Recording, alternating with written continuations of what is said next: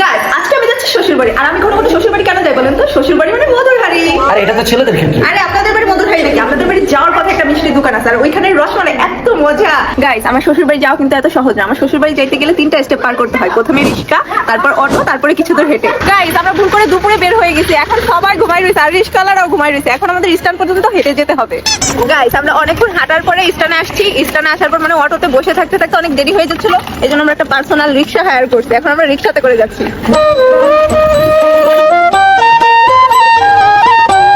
Guys গ্রামের সৌন্দর্য দেখতে দেখতে চলে আসছি সেই মিষ্টির দোকানে। এখন আমরা রসমালাই ট্রাই করবো। আসলে শুধু রসমালাই না, এখানে প্রত্যেকটা আইটেমে অনেক মজা থাকে। আসেন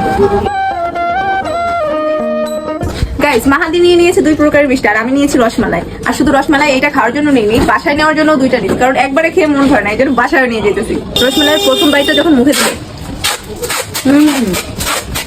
না মাদে মজা। হ্যাঁ, আমরা কি করবে এই মিষ্টি খাইতে হবে, আমরা কম কিনতে যাবে।